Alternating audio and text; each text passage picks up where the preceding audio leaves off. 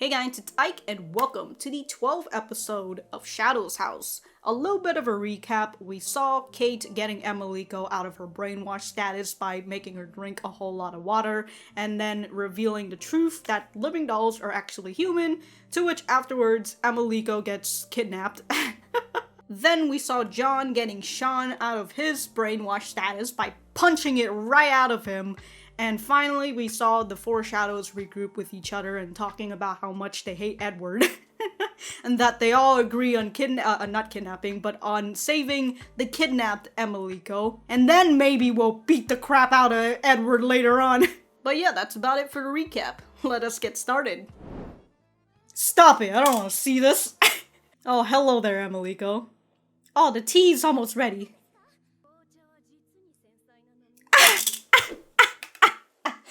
It is Edward just doing that voice, except why he has some suitability to control it.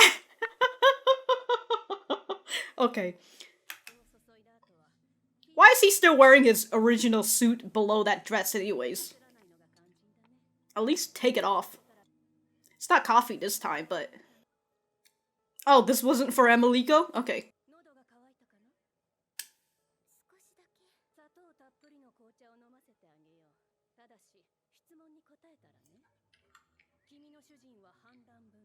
It's a malcontent. Yeah, Emilico!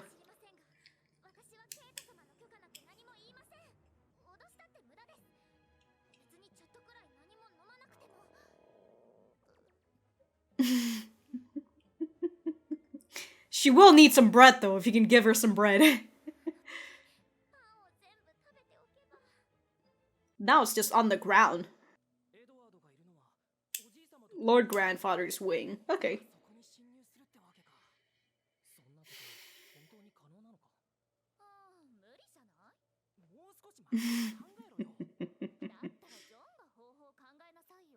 Yeah, man, at least Louise gave us some idea of who kidnapped her and such. Just bust in there. Punch everybody.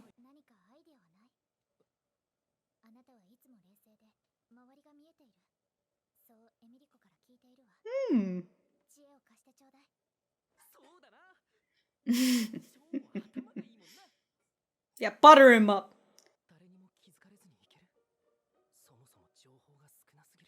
We beat up some veiled dolls. Take their dress. Exactly, we beat them up.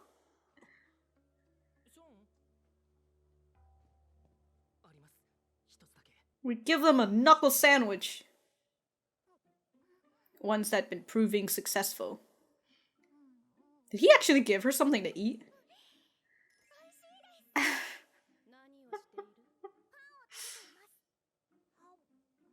Oh. She's just pretending to eat to satisfy her hunger.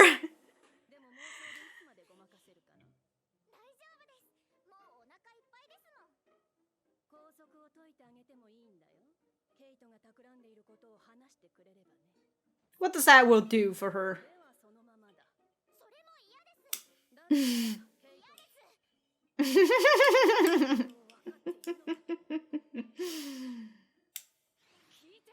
She just goes to sleep. Damn, dude, she ate so much air.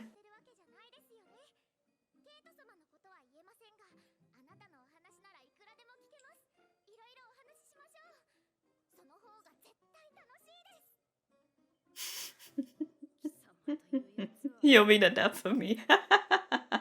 Oh, Edward.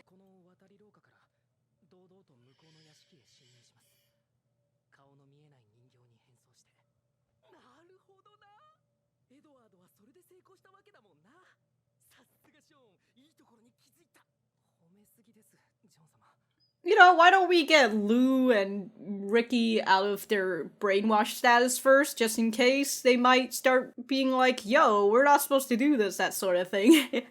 I don't know about Lou, actually. I just feel like whether she's brainwashed or not, she still acts the same. Oh well, I mean, we did see her get a little bit of like sense of individuality when she was hanging out with Ricky and gave him her shears.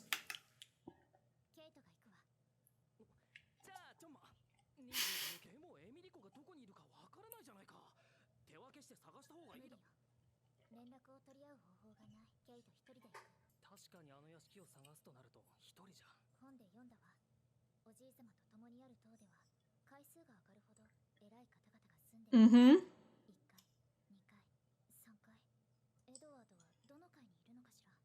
The second floor.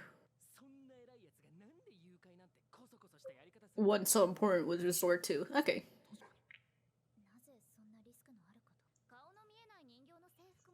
Yeah! We beat him up!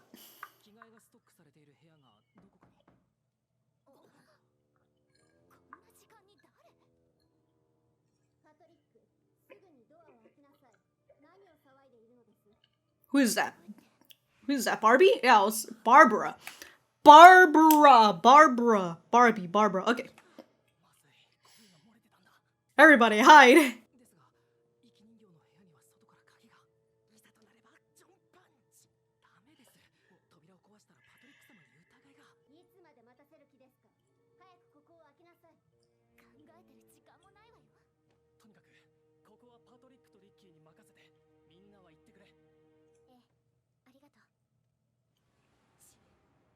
Uh-oh.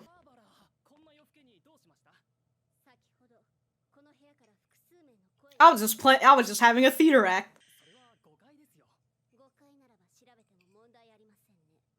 Oh.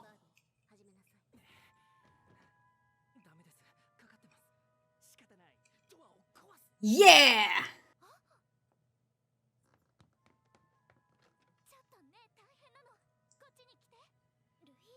Oh, she's gonna...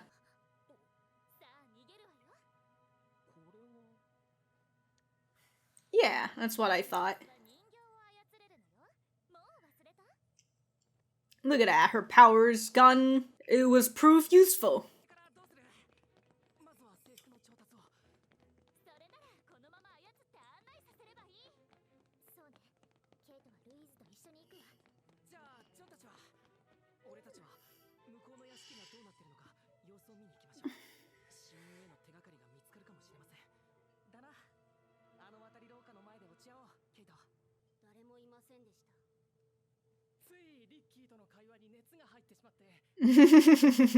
Our heated conversation.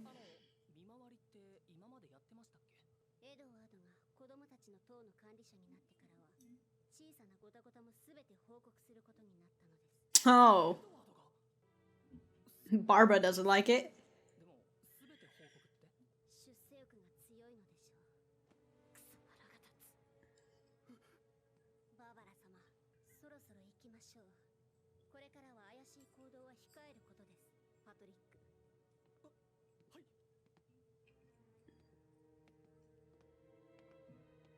Damn, Babara. Well, yeah. You give me that side eye, dude.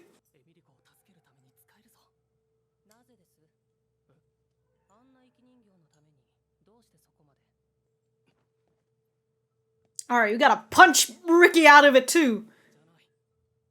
Don't call her that. Oh, Patrick. What? What? Really? That's all I really needed? You are Ricky. And Ricky's like, oh, shit. You're right. Yeah, beat them up. Yeah, John. John is just, I'm gonna punch everybody with my suit power. Hell yeah, John. It's the solution to everything.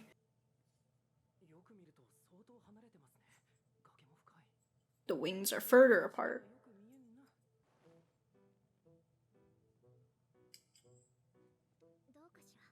Oh.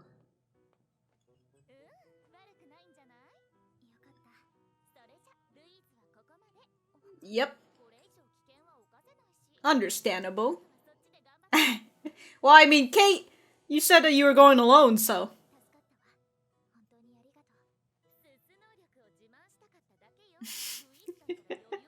She just want to show off.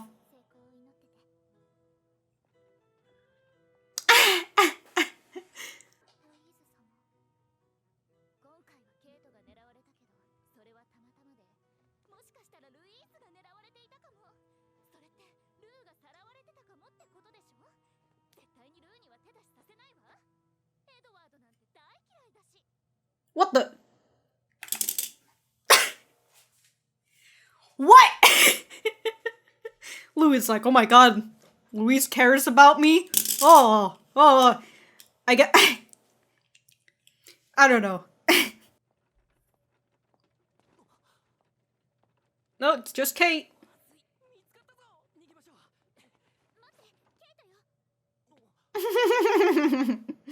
I like how she showed her face as if there was a face to show.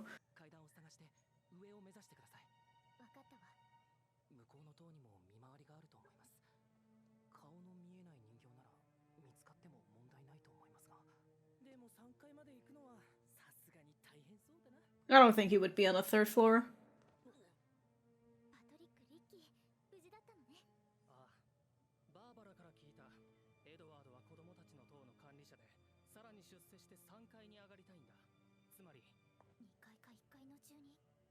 Mm-hmm.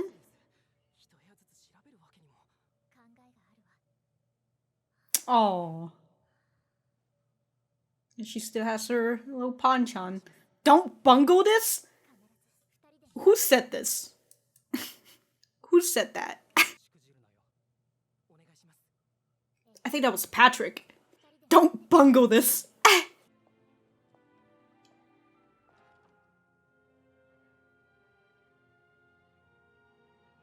We're all just gonna have a stare off?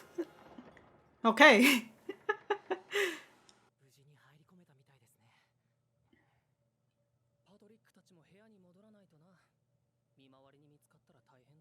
Yeah, especially if you guys are all grouped up together like this.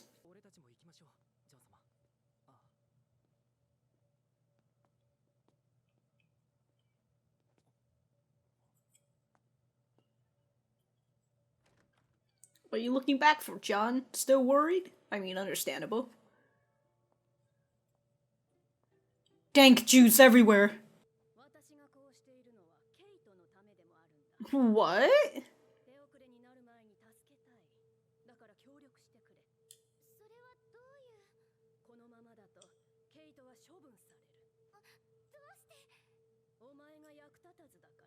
What?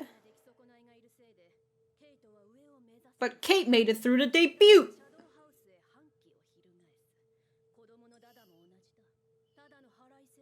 Okay, you are not.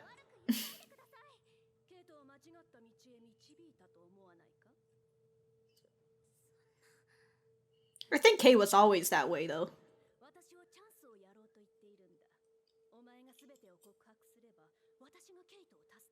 Help Kate with what?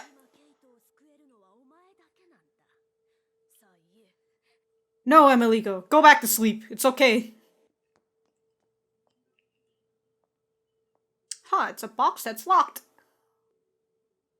There's nothing in there. Who is in here anyways? There's soup coming out.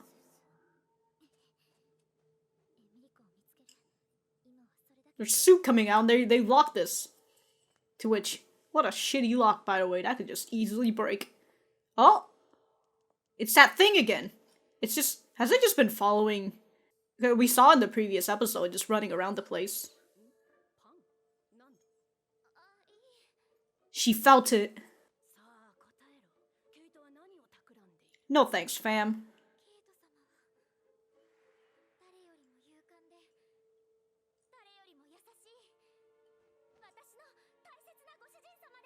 My cherished mistress. Oh, man. Ooh! Oh! Oh, shit, dude! Ponchan's really out here. It's starting to sound a little bit like Barbie. The voice. Oh, damn, dude. Make all the sound you want, Emilico. Oh. He just left the cart out here? Really? Well, let me park the cart right next to it. Oh, it's you.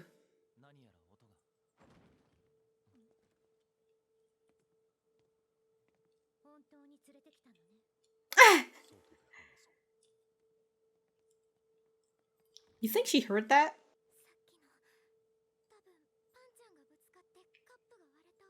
Oh, dude, she's gonna...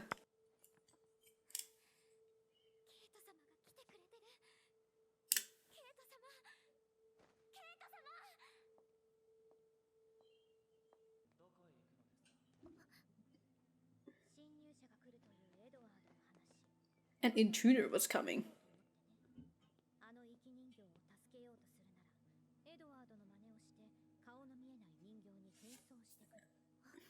Uh-oh.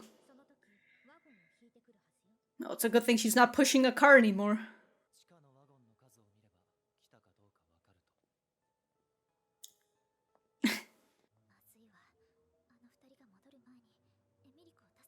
Yeah, dude. Time's running out. But we still got Edward to do it.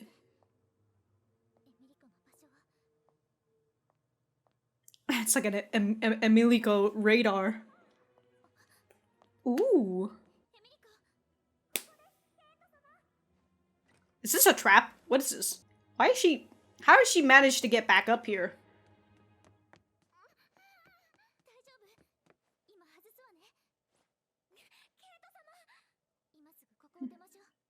What's the po-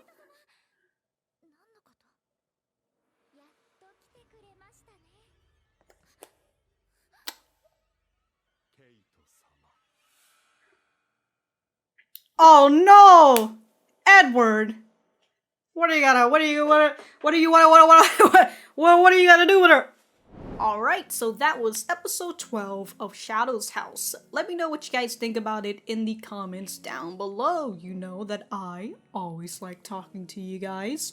For me, I thought that this was a pretty good episode. Although I think I have said this for basically every episode. It's a pretty good episode. I liked it. But I like the little camaraderie that we saw with the four shadows working with each other. And we got to learn a little bit more, or at least the shadows got to learn about the fact that Edward is now in charge of the children's wing, so he's just keeping an eye on every one of them, and he's basically making Babara work. Which is just fantastic. Put her to work, that star bearer. But back to the beginning, we saw Emilico with Edward, who is trying to get Emilico to spill the beans about Kate so he could get that sweet, sweet promotion. And also, I just find it funny that he's out here mimicking a girl voice.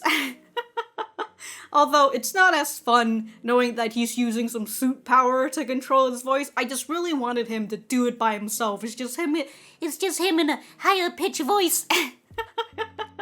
That would have gone a riot out of me, but whatever. He's just using his power, and he's just trying to get ways to get her to talk. Like, hey, you want a drink? You're hungry? You want some food? If you do this, if you talk about Kate, I will feed you, or I'll give you a drink. But Emilico, being her, decides, you know what? No, I'm gonna eat this imaginary bread right here and there, and I'm not hungry anymore, and I've eaten this bread.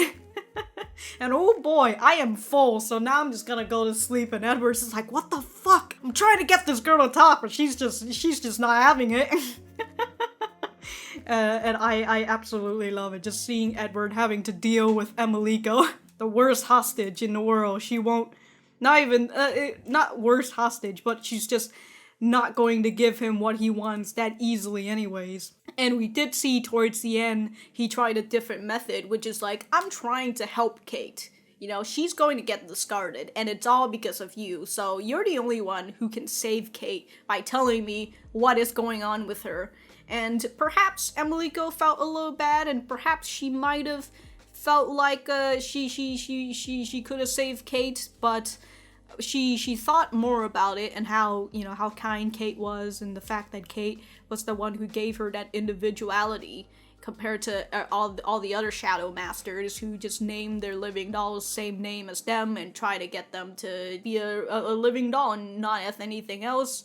Then she also felt Panchan moving in her pocket, so she knew that Kate is somewhere nearby. So that gave her a little bit of reassurance. But going back to the Shadow Masters and their plotting on how to get to the Lord Grandfather's wing. During that, they get a knock on the door from Babara, who hears that there are some talking happening inside this room. So she needs to do a little inspection on this. As they go into the inspection, the other dolls that isn't Ricky and Patrick goes into Ricky's room. And in that room, we saw Louise showing more of her power, where she controls the veiled doll in order to get them to unlock the door from the outside, because if they couldn't done that, and if the veiled doll didn't appear, John was just going to punch it anyways.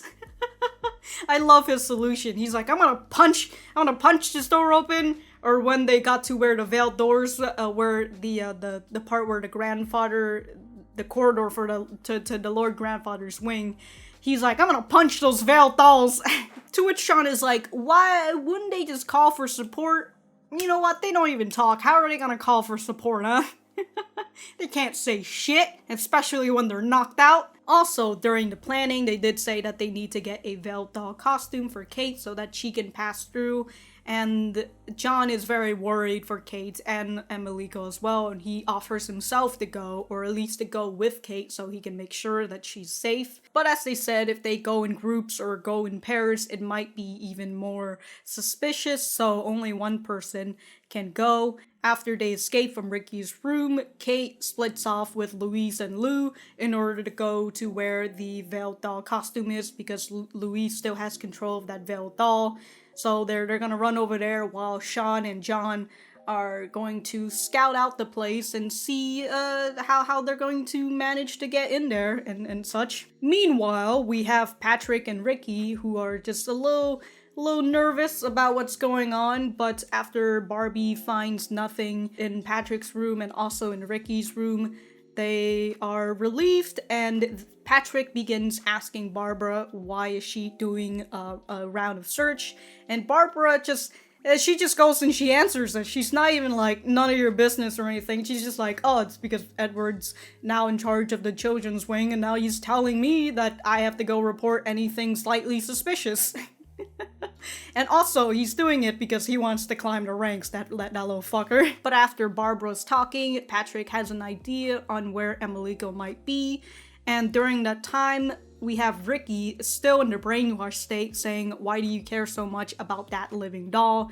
Patrick gets a little upset about that, saying that it's not just, don't call her that living doll, it's Emilico. And also, you're Ricky.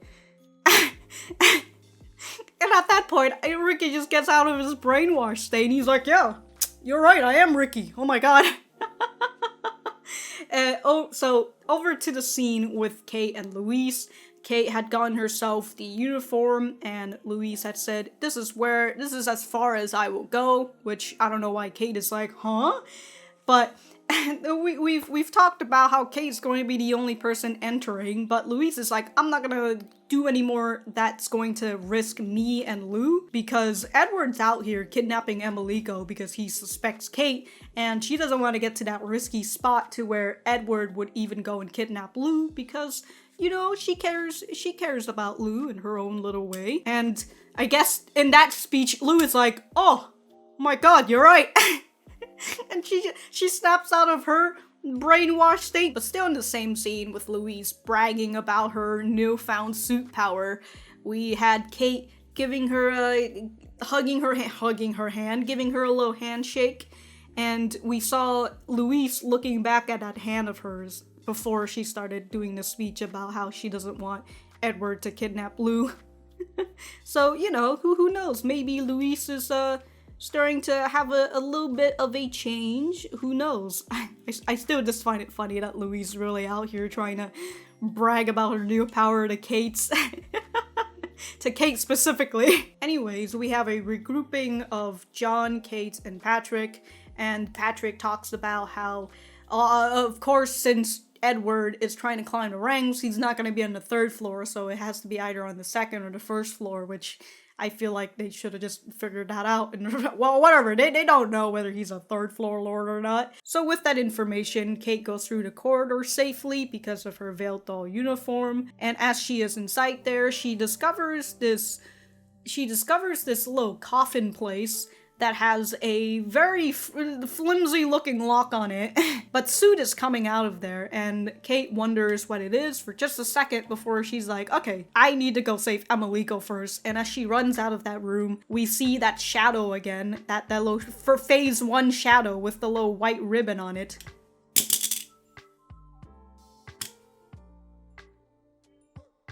Is that Shirley?